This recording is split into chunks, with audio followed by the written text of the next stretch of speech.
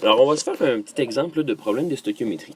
Je vais commencer par le faire à la méthode qu'on utilisait en secondaire 4. Puis après ça, je vais vous montrer un petit truc là, rapide là, pour économiser du temps lorsqu'on fait de la stoichiométrie.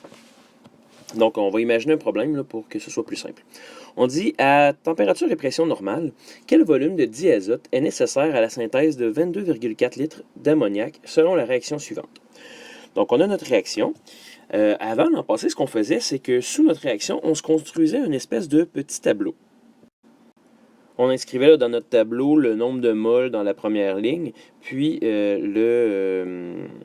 puis la masse ici là, dans une deuxième ligne. Alors ici, là, quelle information on est capable d'avoir?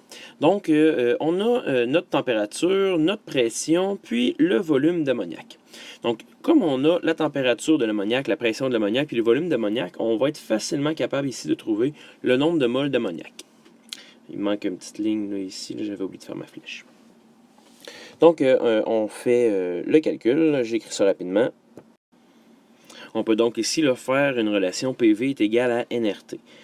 Puis on va isoler N pour trouver le nombre de moles d'ammoniac. On retrouve donc ici une mole d'ammoniac. J'ai laissé le 3 chiffres significatifs puisque la seule donnée qu'on avait ici, c'était notre 22,4 litres qui contenait aussi 3 chiffres significatifs. Donc ici, on est capable de savoir qu'on a fabriqué une mole d'ammoniac. Ce qu'on aurait fait l'an passé par produit croisé, comme on voulait avoir le volume du N2, on faisait le produit croisé avec le N2. On ne s'occupait pas du H2 puisqu'ils ne nous l'ont pas demandé. On comprend donc ici qu'on aurait 0,5 mol de N2 qui aurait été utilisé. Je laisse 3 chiffres significatifs là, parce que c'est un produit croisé, donc c'est juste des multiplications-divisions. Comme la question ici, c'était quel volume de diazote serait nécessaire, va falloir qu'on transforme ce nombre de moles-là ici en volume, en litres. On peut le faire puisque la réaction se passe à TPN. On connaît la température du N2, sa pression et son nombre de moles. On va donc pouvoir isoler le volume, encore une fois avec PV est égal à nRT. Je vais le faire immédiatement. Je vais effacer en fait toute cette section-là, puis je vais le refaire. Alors après calcul, on retrouve ici avec les mêmes conditions de température et de pression, là, puisque ça n'a pas changé, que pour 0,5 mol de N2, on obtient un volume de 11,2 litres. Si je rajoute ça dans mon tableau, admettons là, que je vais barrer ma masse ici, parce que tu vois, jamais on a utilisé là, la masse d'aucune des substances. Je vais remplacer cette ligne-là par le volume.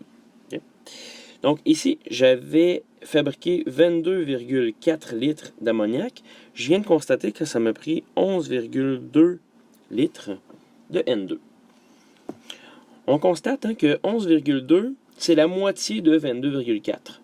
Puis on constate aussi que dans les coefficients stoichiométriques, ici c'est comme si on avait un 1, on a 1 mol de N2 pour 2 mols de NH3.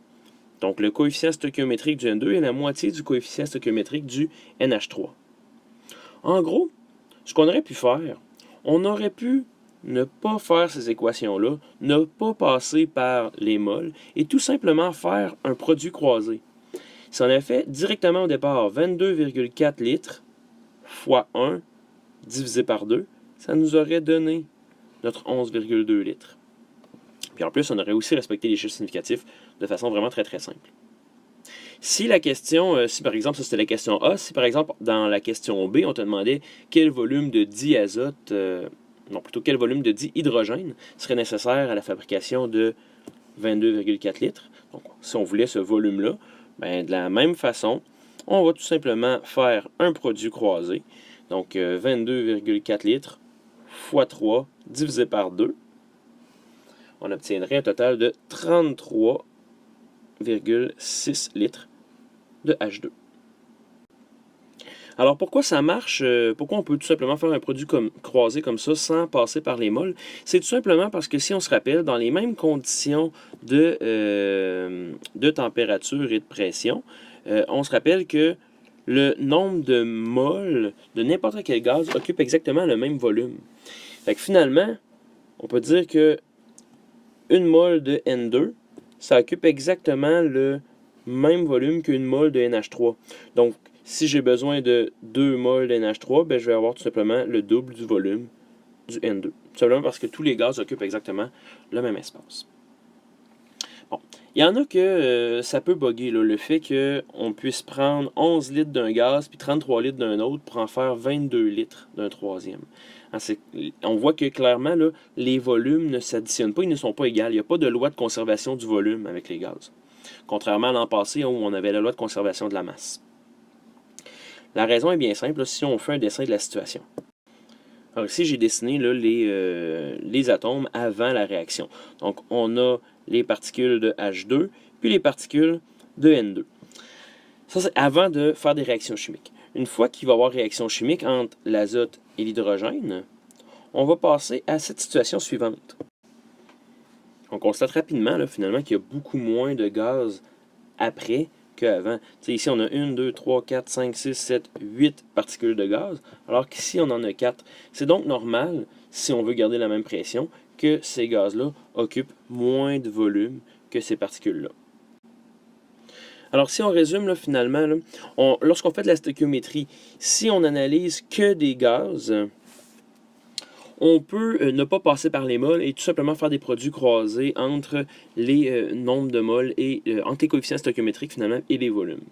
Donc, c'est uniquement valable là, pour les gaz. Si, par contre, j'avais eu, par exemple, un solide ici, j'aurais quand même pu faire mon produit croisé entre mon volume de NH3 et mon volume de N2.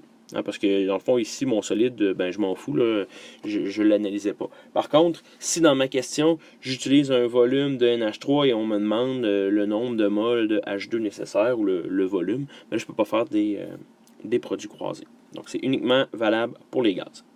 Puis, finalement, on retient que le volume des réactifs n'égale pas le volume des produits. Hein. Il n'y a pas de loi de conservation du volume pour les gaz, contrairement à la loi de conservation de la masse pour les solides. Alors, c'est tout.